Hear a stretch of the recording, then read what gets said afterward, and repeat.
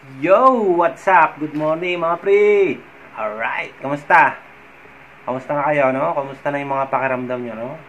Kagulo ng isip, mga simptomas, mga kung ano-ano pa mga pakiramdam nyo, no? Sana lang, no? Nakakatulong ako sa inyo, nakakatulong yung mga video kong ginagawa, no? Para bumukas yung isip nyo, no? May mga ilang tao din kasi talaga na, no?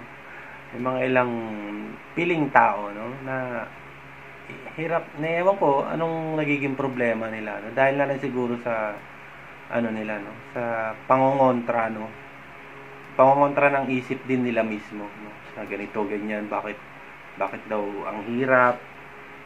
Kaya nga itong mga video ko is pinababaw ko na sa mababaw to, no, kung anong paliwanag na pinanggalingan nitong mga aral na i-share ko, no, is mababa na to, kumbaga mababaw na to sa paliwanag na galing doon, no? So kung nahihirapan ka pa rin, no, base sa paliwanag ko is ayun na rin ang nagiging problema, no. Ikaw na rin mismo, no. Kasi hindi bukas ang isip mo para unawain yung bagay-bagay, no. Sobrang dami ko ng mga nagawang video rin, no. Parang lahat yan halos ano yan, mababaw na, no. Napakasimple na, pinapasimple ko na, nakaluwang ko na ng jokes, minsan may mga sa kwento, base sa kwento ng buhay ko, no, mga experience ko, mga testimonies ko, no? Yan. Sana lang, no, maging bukas tayo sa pag-intindi, no, pag-iisip na itong mga pinapasok ko sa isip ko, or ikaw na nanonood o iniintindi, no, na lahat ng pinapasok sa isip ko na makakatulong to, alam ko. Kasi pag sinamahan mo ng pagkontra or paghahanap pa ng mga mali, ay doon ka mahihirapan, kapatid. Sana naintindihan nyo ako, no. Yun. So anyway, no, last time nasabi ko yung judgment, no, no judgment, last vlog, no. So ito yung topic natin ngayon, no judgment. Nakakatulong yan. So, ayan. Intro.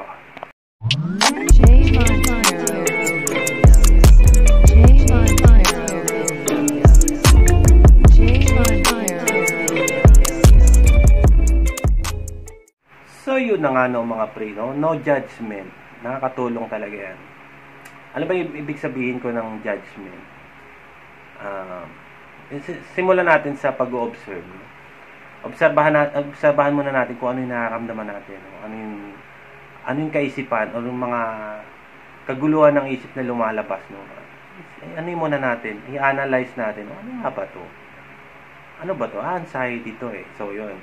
So magagaling na naman tayo sa doktor, no? Doktor na nagsabi sa'yo na may anxiety disorder ka, okay yun. So nasa anxiety na tayo, anxiety disorder na, no? So wala na tayong ibang iaalalahanin. Yun na lang, anxiety disorder. Kasi nga, sabi ko nga sa inyo, parang budo yan, eh. Parang pag ganun dyan, eh. Tapos, lahat ng mga nararamdaman mo, nasa loob siya ng budo. Tapos yung pinakamaliit na butas, nandun na tayo. Yan ang paraan, nandun sa butas na yan, no? Sana nagigets nyo, no? So, yun. Ramdamin mo, no? Halimbawa, may mga umaatake sa'yo, no?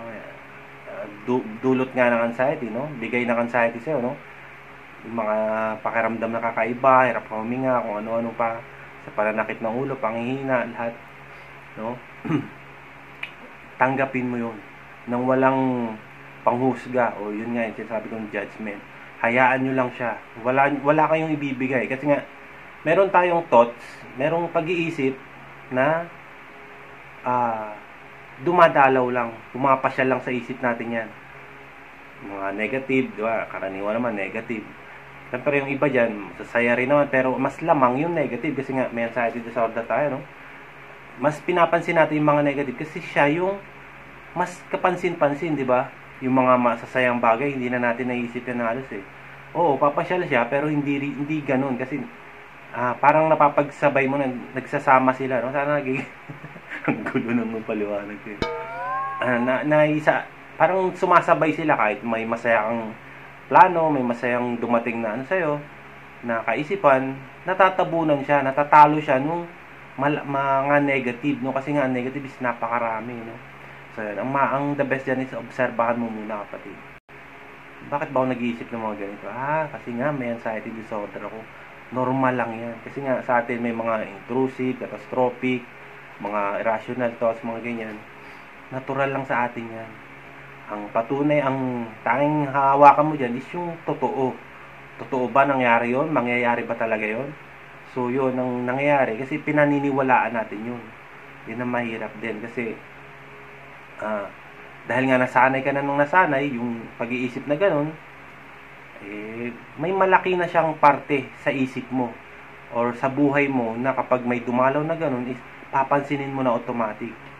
Yun ang ano doon, yun ang nagiging problema. Pero dahil nga pinapaliwanag natin kung paano siya mawala or paano siya malampasan yung ganung pag-iisip, no? Hahayaan mo lang, o obserbahan mo lang.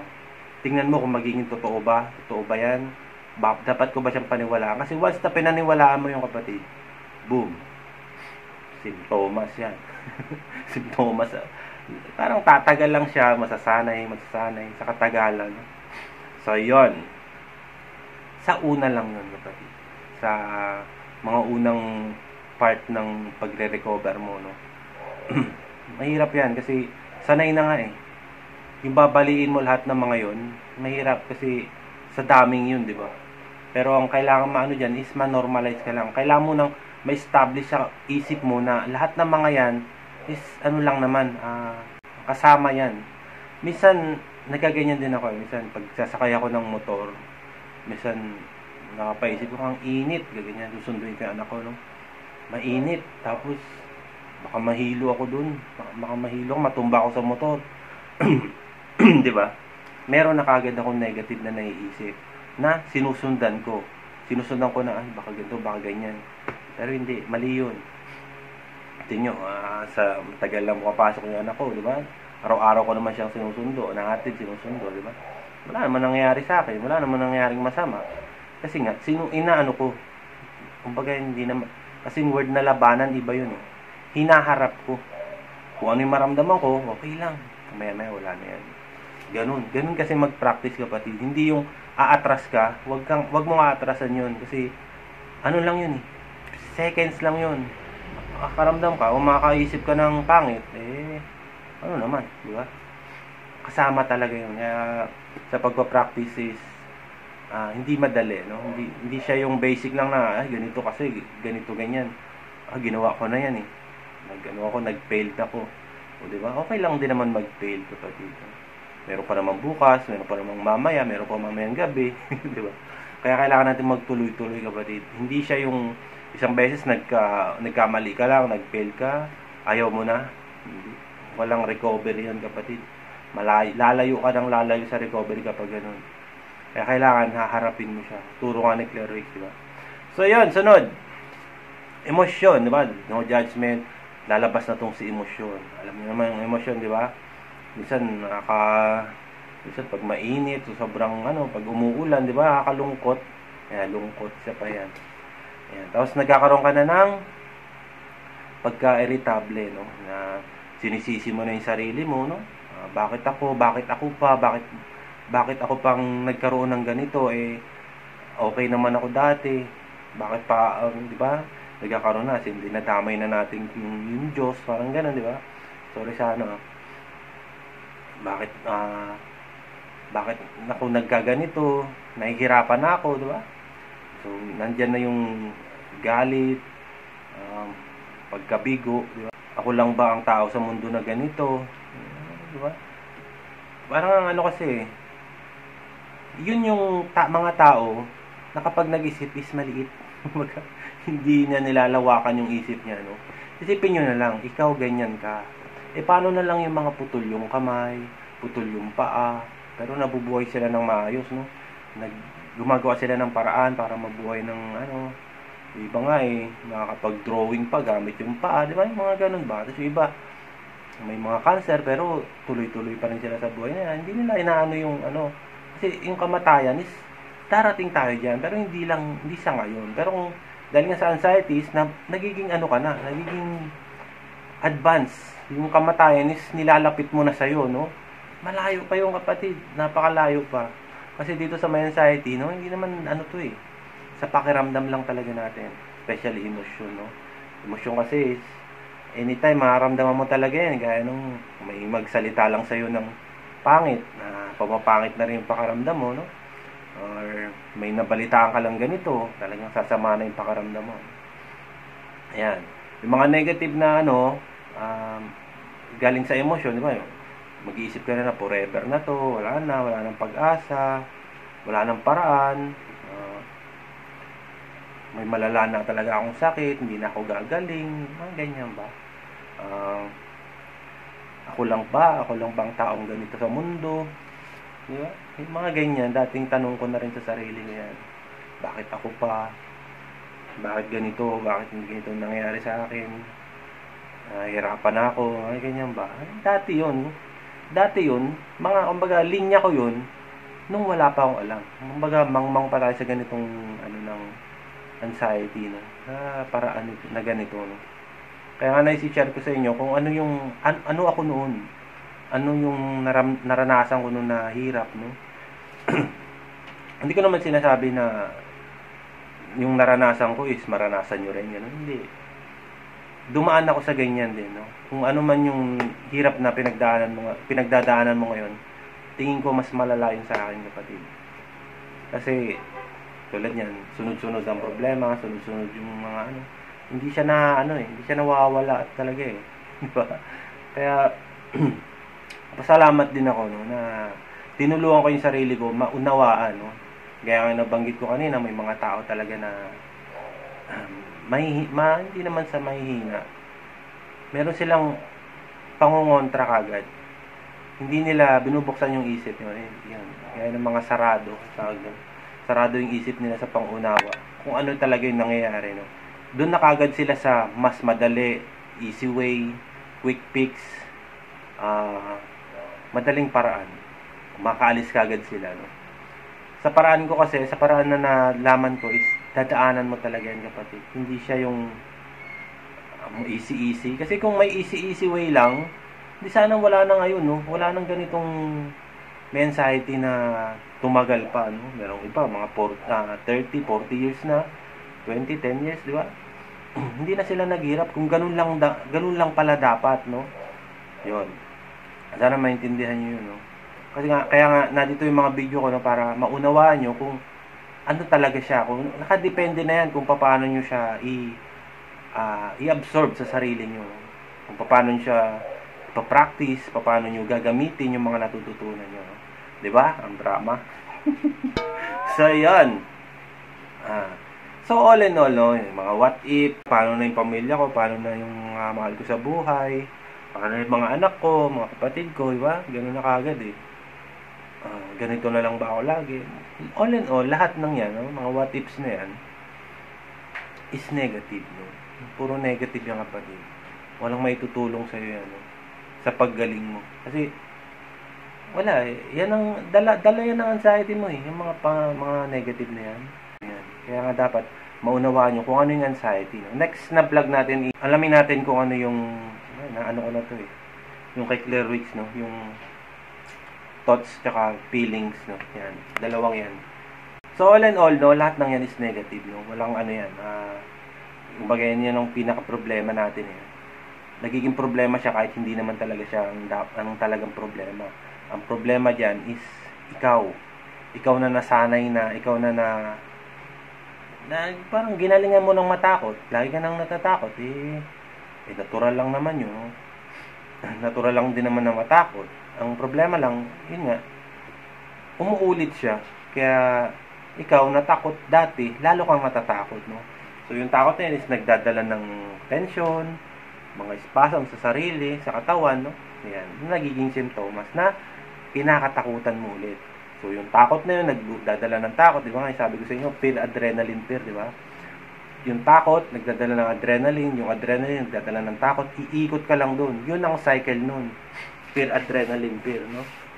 Na-stuck tayo doon, na-trap tayo doon sa ganung cycle, no? Kaya sana, maging bukas yung isip nyo, no? Na yun pala yun, na yun pala dapat ang ganito pala dapat ang gawin ko, ganito, di ba? Ang paraan para mawala or maharap natin yung ganyang mga judgment or sa pag-iisip, di ba? Nagiging negative tayo. So, yung negative na lumalabas, nagiging negative pa tayo. Ginagawa nating positibo, yung mga negative na yon dahil nga, pinaniniwalaan natin, no, na hindi ako makahinga, mamamatay na ako. Magiging totoo na mamamatay ako. Yun, ginagawa nating positibo yung negatibo. No? In negative way. Yun ang word dun eh. Yun ang ano nangyayari kasi. So, yun. Ang paraan is sabayan mo, kapatid. Sabayan mo lang siya. Kung ano yung mga pinapaisip niya sa'yo, okay lang yan. Ano yung mga negative na yan? O, sige. Sige nga. Mamatay ako ngayon. Mamatay nga ako ngayon. Diba? Atakin ako sa puso ngayon. Okay lang. Sige. Diba? Ayun yun. Ayun ang... Hindi mo kailangan husgahan yun. Okay lang yun. Walang problema. Dahil yun lang nararamdaman mo. Ginagawan mo lang siya ng kaisipan na magiging totoo. Sana mag-gets nyo na, paulit-ulit na ako. Sabayan mo ng walang judgment, panghuhusga, no? Hayaan mo lang kapatid, kasi nga naano ko dyan eh. Kaya, kahit noon pa, no? Hayaan nyo lang siya. May maramdaman ka, okay lang. Na wala kang iintindihin na takot, na gagawan mo na siya ng takot, yung tinatawag nating labeling, no? May naramdaman ka, gagawan mo na kagad siya ng pangalan, tawag dun sa nangyayari sa'yo, kahit susulpot lang naman yun, di ba? Lalabas lang naman siya, pero mamaya-maya wala na. Mga so what, ayan, magagamitan mo na siya ng so what yan, ano ayun, di ba? Ano ngayon, ano naman? Hindi ka naman delikado, hindi ka naman nakakasakit sa akin, okay lang naman yan. Oo, nahirapan ako huminga, okay lang. Natural lang naman to eh, may anxiety ako eh, di ba? Isang malaking affirmation na yun, no? Isang magagamit mo na, lalo sa umaga, pangit na kagad ang pakiramdam mo, okay lang. Diba? Mag-focus ka lang dito sa mundo natin, no? Kung ano yung present mo ngayon, no? Ito, maliligo na ako, punta akong sa trabaho, magliligo, masasabon, yan. Magagamit mo yung mga ibang naituro ko na, yung mga anong tawag nun? Affirmation, tsaka basta yun, marami pa. So, balik-balikan nyo na lang yung mga video. So, yun. Siyempre, the best din dyan is love yourself, no? Mahalin nyo yung sarili nyo, no? Alagaan nyo. Kasi, dyan nagmumula rin yan eh. Yung pagmamahal sa sarili nyo. Kapag malinis kayo, maayos, lagi kayong, wala kayong sakit, wala kayong bisyo, no? Yung mga ginagawa sa buhay, positibo, no? Yan. Isang na rin yan eh. Guide na rin, no? Kasi yung sa katawan nyo mismo, nanggagaling, buo ng isip nyo. Kakonekta kasi yan. Kung ano yung nararamdaman nyo, yung siyang, sa isip nyo. Kung ano naman yung isip nyo, siyang lalabas naman sa katawan. Yung manifestation, no? Yan. Hindi yan forever, kapatid. Hindi yan habang buhay na ganyan ka. Dahil nga nakakapanood na kayo ng mga video na ganito. Ngayon kasi open na eh, no? Open na, may Google, may YouTube. Pag may naramdaman ka, pwede mo yan, no? Pero wag nyo lang sasanayin. Wag nyo lang gagawing kasi minsan nadadala tayo dyan, eh. Minsan, yun ang pinaniniwalaan natin. Baka may ganito na ako, baka may ganito na akong sakit, malala na to. Ito na ang kakahantungan ko, di ba? Hindi ganun, eh.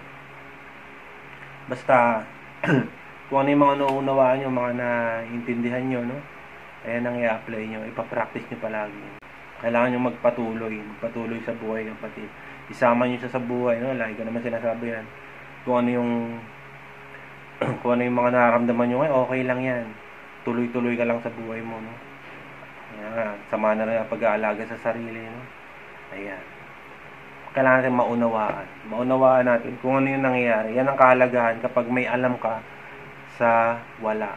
Medyo lang tayo ngayon. Kalma-kalma lang ng mga vlog. Basta yan ang topic natin is no judgment. Hayaan nyo siya. Huwag nyo bibigyan ng pangit na kahulugan. Yung mga pangit na lumalabas sa inyo.